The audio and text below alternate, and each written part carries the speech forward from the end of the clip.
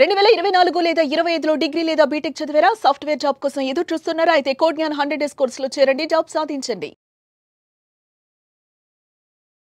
Welcome to Suman TV. నేను మీ Suman TV. చాలా మంది ఇళ్లలో సీసీ క్యామ్స్ పెట్టుకుంటూ ఉంటారు. కొన్ని చోట్లయితే ప్రైవేట్ ఏరియాస్లో కూడా పెట్టేస్తూ ఉంటారు అనమాట. కొంతమంది బాల్కనీలో పెట్టేస్తూ ఉంటారు, కొంతమంది రోడ్డు కనిపించేలా కూడా సీసీ క్యామ్స్ పెట్టేసుకుంటూ ఉంటారు. కొన్ని స్కూల్స్లోను కాలేజెస్లోను జనరల్గా పెట్టుకుంటూ ఉంటారు, కొన్ని ఆఫీస్లో కూడా పెట్టుకుంటూ ఉంటారు.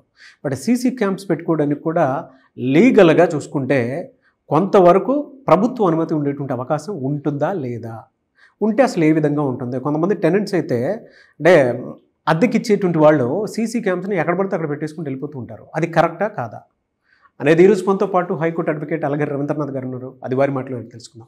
నమస్కారం సార్. నమస్తే అండి నాగరాజు గారు. సీసీ క్యామ్స్ని ఎక్కడ పడితే అక్కడ పెట్టేస్తూ ఉంటారండి కొంతమంది. అవును సార్. మన సొంతలు కదా అనేటువంటి ఉద్దేశంతో రోడ్డును పోయేటువంటి వాళ్ళు కూడా ఏం చేస్తున్నారో చెక్ చేసుకోవడానికి వీలుండేలా కూడా పెట్టుకుంటుంటారు కొంతమంది. అద్దెకిచ్చేటువంటి ఇళ్ళలు కొన్ని చూస్తే ఆ దౌర్భాగ్యం ఏంటో కానీ ఎక్కడ వదలకుండా పెట్టేస్తారు సార్ కెమెరాని అయితే. నిజం సార్. వాష్రూమ్కి వెళ్ళే ముందు కూడా పెట్టేస్తూ ఉంటారు అనమాట. అంత దారుణంగా బిహేవ్ చేస్తూ ఉంటారు కొంతమంది అద్దెకిచ్చేటువంటి వాళ్ళు ఎవరైతే ఉంటారో యజమానులు. కొంతమంది ఉంటారు నిజంగా. అవును సార్. ప్రభుత్వ అనుమతి అనేది ఎంతవరకు ఉంటుంది ఇదంతే? అంటే సీసీ క్యామ్స్ అలాంటి చోట్ల కూడా పెట్టాలి అని అంటే ప్రభుత్వ అనుమతి అనేది అవసరమా కాదా? అండ్ అలా ఆ విధంగా సీసీ క్యామ్స్ పెట్టడం వల్ల వచ్చేటువంటి నష్టాలేంటి, లాభాలేంటి? ఆర్టికల్ 21 ప్రకారం ప్రతి ఒక్క వ్యక్తికి కూడా వ్యక్తిగత గోప్యత అన్నది కన్ఫర్మ్ చేశారు. ఇట్స్ అ ప్రాథమిక హక్కు, ఇట్స్ అ ఫండమెంటల్ రైట్ అని సుప్రీంకోర్టు కూడా ఒక కేసుకు సంబంధించి కూడా తీర్పు ఇవ్వడం జరిగింది. అంటే ఆర్టికల్ 21 మన యొక్క గోప్యత, మన యొక్క రహస్యం అన్నది అది సీక్రసీ మెయింటైన్ చేయాలి. సీక్రసీ అనేది వెరీ వెరీ చాలా ఇంపార్టెంట్. సీక్రసీ లేకుండా లైఫ్ అనేది జీవించలేం. ఇంత ప్రజాస్వామ్యం గవర్నమెంట్ ప్రభుత్వం ఉన్నప్పటికీ కూడా మనకి సీక్రసీ, వ్యక్తిగత గోప్యత ఉండాల్సిన అవసరం ఉందని ఆర్టికల్ 21 స్పష్టంగా చెప్తూ ఉంది. అయితే ఎక్కడైతే సీసీ కెమెరా ఫుటేజ్ మనం పెడుతుంటాం, సీసీ కెమెరాస్ మనం ఇన్స్టాల్ చేస్తుంటామో అక్కడ వ్యక్తిగత గోప్యత హరించే అవకాశం కూడా ఉంటుంది. అటువంటి సందర్భాల్లో ఎక్కడెక్కడ పెడితే ప్రభుత్వ అనుమతి తీసుకోవాలి, ఎక్కడ ప్రభుత్వ అనుమతి అవసరం లేదు అన్నటువంటి విషయాన్ని కూడా మనం ఈ వీడియోల ద్వారా మనం తెలుసుకునే ప్రయత్నం చేద్దాం నాగరాజు గారు. ముఖ్యంగా చాలామంది అపార్ట్మెంట్లో సీసీ కెమెరాస్ పెడతారు. ముఖ్యంగా కారిడార్ లాంటి ప్రాంతాల్లో సీసీ కెమెరాస్ పెట్టేటప్పుడు ఆ కారిడార్లో అపార్ట్మెంట్కి ఏదైనా అసోసియేషన్ ఉంటే ప్రెసిడెంట్, ఒక సెక్రటరీ, ఒక అసోసియేషన్ అంటే ఒక రిజిస్టర్డ్ అసోసియేషన్ కంపల్సరీ చేశారు. సో అసోసియేషన్ ఉండేటప్పుడు ఖచ్చితంగా వాళ్ళ యొక్క అనుమతి తీసుకోకుండా ఇన్స్టాల్ చేసే హక్కు అనేది లేదండి. అంటే నైబర్స్ కానీ ఆపోజిట్ ఉన్నటువంటి పర్సన్స్ వీళ్ళందరూ కూడా అనుమతి తీసుకొని మాత్రమే అక్కడ ఇన్స్టాల్ చేయాలి. అంటే వాళ్ళ అపార్ట్మెంట్ వరకు అయితే మాత్రం ఖచ్చితంగా నైబర్స్ యొక్క అనుమతి తీసుకోవాలి. అపార్ట్మెంట్ అనుమతి తీసుకొని అపార్ట్మెంట్లో ఇన్స్టాల్ చేసుకోవాల్సిన అవసరం ఉంటుంది. అలా కాకుండా ఇండిపెండెంట్ హౌసెస్లో కానీ ఇన్స్టాల్ చేయాలంటే చాలామంది ఏం చేస్తారంటే జంక్షన్స్లో సీసీ కెమెరాస్ రోడ్డు సైడ్ పెడతారు. ఎవరు వస్తున్నారో ఎవరు పోతున్నారో తెలియని ఉద్దేశంతో పెడతారు. అది పబ్లిక్ ప్లేసెస్లో పెడతారు కాబట్టి అక్కడ దగ్గరలో ఉన్నటువంటి మున్సిపాలిటీ లేదా అక్కడ పంచాయతీ ఆఫీస్ ఉంటే పంచాయతీ ఆఫీస్ యొక్క అనుమతి తీసుకొని మాత్రం కంపల్సరీ పెట్టాలి. పబ్లిక్ ప్లేసుల్లో జంక్షన్స్లో మనం ఇన్స్టాల్ చేస్తాం అంటే మాత్రం చాలా ఖచ్చితంగా మాత్రం అక్కడ ఉన్నటువంటి మున్సిపాలిటీ యొక్క అనుమతి తీసుకొని ఆ యొక్క గవర్నమెంట్ పర్మిషన్ తీసుకొని పెట్టాలి.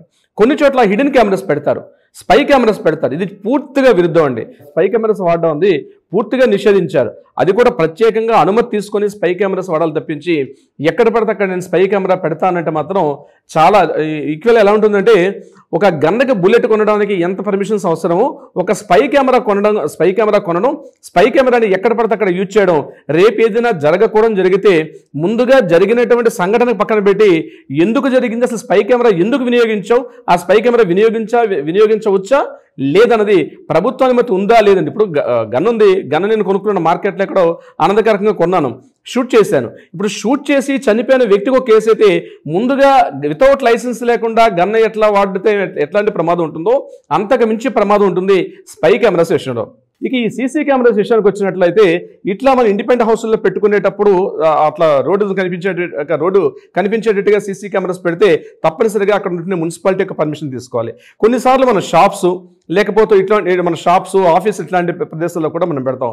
ఇక్కడ షాప్స్ పెట్టేటప్పుడు కూడా షాపుల్లో ప్రైవసీ అనేది చాలా ఇంపార్టెంట్. మనకంటే ఒక ప్రైవేట్ ప్లేస్ ఎక్కడ ఉంటుందో అక్కడ మాత్రం సీసీ కెమెరాస్ వాడడం మాత్రం పూర్తిగా నిషేధించడం జరిగింది. Under the information IT act ప్రకారం 2000 ఐటీ యాక్ట్ ప్రకారం దీన్ని పూర్తిగా నిషేధించారు. ఎక్కడ కూడా మనం ఇది వాడకూడదు.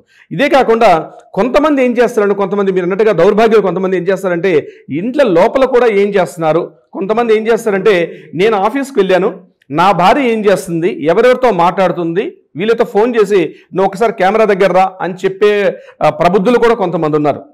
భార్య నిజంగా ఇంట్లో ఉంటుందా లేదా, ఎవరైనా అపరిచితులతో మాట్లాడుతున్నారా, ఫోన్స్ని ట్రాప్ చేయడం, అదేవిధంగా ఇంట్లో కూడా సీసీ కెమెరాస్ పెట్టడం, బెడ్రూమ్లో కూడా సీసీ కెమెరాస్ పెట్టడం, కొన్నిసార్లు చెప్పి పెడతారు, కొన్నిసార్లు చెప్పకుండా పెడతారు. ఫోన్స్ని అట్లే ట్రాప్ చేస్తారు, ఇంట్లో కూడా చిన్న చిన్న స్పై కెమెరాస్ పెట్టే ప్రయత్నం కూడా చేస్తారు. ఒకవేళ ఏదైనా జరగకూడదు జరిగితే దీనిని మాత్రం ఒక ఎవిడెన్స్గా మాత్రం 80% కూడా పరిగణించరు. అండర్ ద 66E ప్రకారం అది పూర్తిగా వైరిజం అవుతుంది, దాన్ని కూడా పరిగణలో తీసుకోరు. సో ఇండ్ల లోపల మాత్రం పెట్టుకునేటప్పుడు ఇంట్లో ఉన్నటువంటి వ్యక్తుల యొక్క అంగీకారం తప్పనిసరి. ఒక అగ్రిమెంట్ రాసుకొని అగ్రిమెంట్ ప్రకారంగా పెట్టుకోవాలి తప్పించి నేను ఇంటి పెద్దను కాబట్టి, ఇంట్లో నేను పెద్ద మనిషిని కాబట్టి నేను పెట్టుకుంటానంటే ఇంటి లోపల పెట్టుకోవడానికి కూడా పర్మిషన్ లేదు. ఎందుకంటే వ్యక్తిగత గోప్యత అంటే సీక్రెసీ ఇంపార్టెంట్ కాబట్టి ఇంటి లోపల కూడా పెట్టే అవకాశం లేదు. ఇందాక మీరు చెప్పినట్టుగా కొంతమంది ఏం చేస్తారంటే అద్దె ఇస్తారు, టెనెంట్స్కి రెంట్స్కి ఇస్తారు. రెంట్కి ఇచ్చి మా ఇల్లు గోడలు చాలా ఇంపార్టెంట్, మీరు ఎక్కడెక్కడ స్క్రాచెస్ పెట్టకుండా చాలా నీట్గా ఉండాలని చెప్పి ఇంట్లో సీసీ కెమెరాస్ పెట్టి టెనెంట్స్ అక్కడి నుంచి వాచ్ చేసే పరిస్థితి కూడా ఉంటుంది. ఇది పూర్తిగా చట్ట విరుద్ధము. అట్లా ఎవరు కూడా ఓనర్స్ ఎవరు కూడా టెనెంట్స్కి రెంట్కి ఇచ్చేటప్పుడు ఇంటి లోపల సీసీ కెమెరాస్ పెట్టడం పూర్తిగా చట్ట విరుద్ధం. బయట ఏదైనా పెట్టుకోవచ్చు తప్పించి ఇంటి లోపలికి చూస్తూ సీసీ కెమెరాస్ లోపలికి ఇన్స్టాల్ చేయడం, దాన్ని ఆపరేషన్స్ ఇంట్లో కూర్చొని లేకపోతే తను వేరే చోట నుంచి మొబైల్ ఆపరేట్ చేస్తే ఎవరెవరు వస్తున్నారు, ఇంటికి ఎంతమంది వస్తున్నారు. ఫర్ ఎగ్జాంపుల్ బ్యాచిలర్ రూమ్స్ ఇస్తారు. బ్యాచిలర్ రూమ్స్ ఇచ్చేటప్పుడు ఇంట్లో 2 ఉన్నారా, 3 ఉన్నారా, ఎక్కువ మంది వస్తున్నారా, నేను దానికోసం పెట్టాను. దేనికోసమైనా సరే ఒక వ్యక్తి యొక్క సీక్రెసీ మనకు రాజ్యాంగంలో మనకు ఆర్టికల్ 21 ప్రకారం జీవించే హక్కు it's a fundamental right. At the same time మన యొక్క గోప్యత, మన యొక్క సీక్రెసీ కూడా ఒక ఫండమెంటల్ రైట్గా భావిస్తున్నాం కాబట్టి ఆర్టికల్ 21 ప్రకారం అట్లా చేయడం కూడా నేరం అవుతుంది. కొన్ని సందర్భాలు ఏం చేస్తారంటే ఒక టెనెంట్స్ ఇట్లాంటి కాకుండా కార్పొరేట్ ఆఫీసుల్లో ఏం చేస్తారంటే కార్పొరేట్ ఆఫీసుల్లో కూడా సీసీ కెమెరాస్ పెడతారు.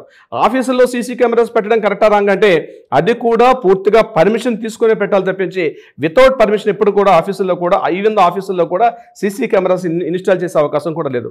ఇక కొన్ని కాలేజెస్ ఇన్స్టిట్యూషన్స్ ఏం చేస్తారంటే క్లాస్ రూముల్లో ఇన్స్టాల్ చేస్తారు. క్లాస్ రూముల్లో సీసీ కెమెరాస్ ఇన్స్టాల్ చేయడం మాత్రం పూర్తిగా వ్యతిరేకం. ఇది చాలామంది తెలియని విషయం. క్లాస్ రూమ్ లోపల బాయ్స్ అండ్ గర్ల్స్ కావచ్చు, లేకపోతే బాయ్సే కావచ్చు, గర్ల్సే కావచ్చు, అటువంటి స్కూల్స్లో క్లాస్ రూమ్లో సీసీ కెమెరా పెట్టేటప్పుడు అక్కడ ఖచ్చితంగా డిస్ప్లే బోర్డ్స్ పెట్టాలి.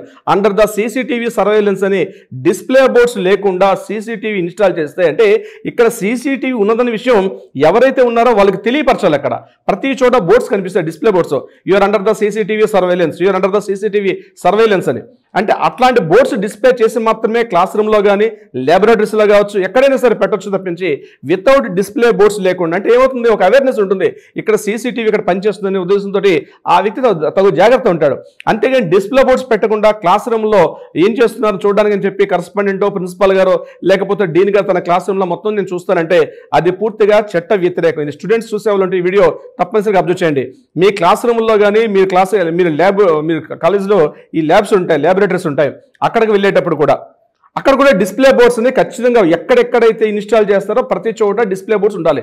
డిస్ప్లే బోర్డ్స్ లేకుండా సీసీటీవీ కానీ అక్కడ ఇన్స్టాల్ చేశారంటే మాత్రం అది తీవ్రమైన నేరంగా కనిపిస్తుంది. 66E ప్రకారం కూడా దాన్ని తీవ్ర నేరంగా పరిగణిస్తారు. నాగరాజ్ గారు, ఇప్పుడు మీరు చెప్పినటువంటి సీసీ క్యామ్స్ దాన్ని అడ్డం పెట్టుకొని ఎదుటి జీవితాలతోటి ప్రలోభ పెట్టి జీవితాన్ని నాశనం చేసినటువంటి వాళ్ళు చాలా మంది ఉన్నారు. చాలా కొంతమంది భార్యలు ఉన్నారు, కొంతమంది భర్తలు ఉన్నారు, పబ్లిక్ ప్లేస్లో కొంతమంది చేసినటువంటి వాళ్ళు చాలా మంది ఉన్నారు.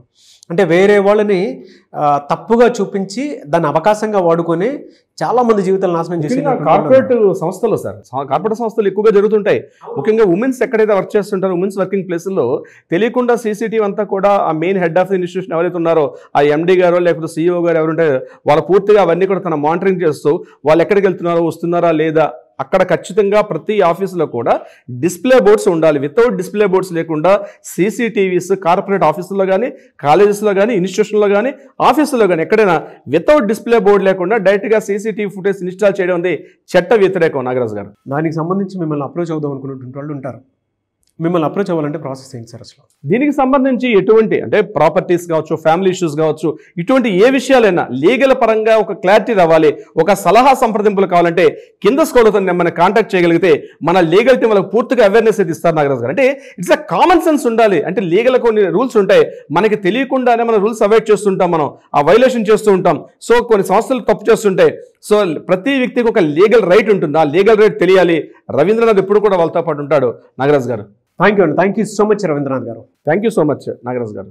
మిమ్మల్ని అడ్డం పెట్టి చాలామంది మిమ్మల్ని బెదిరించో, భయపెట్టో, ప్రలోభ పెట్టో వాళ్ళ అవసరానికి అవకాశంగా మార్చుకుంటే మాత్రం స్క్రీన్ మీద అలగర్ రవీంద్రనాథ్ గారు, హైకోర్టు అడ్వకేట్, ఆయన కాంటాక్ట్ నెంబర్ కనిపిస్తుంది. దానికి మీరు కాల్ ఆర్ మెసేజ్ వాట్సాప్ చేసి వెంటనే మీరు అపాయింట్మెంట్ తీసుకోవచ్చు. అండ్ ఈ వీడియో లైక్ చేయండి, షేర్ మాత్రం తప్పకుండా చేయండి. ఇలాంటి మరిన్ని వీడియోస్ కోసం మా ఛానల్ ఫాలో అవ్వండి. Thank you.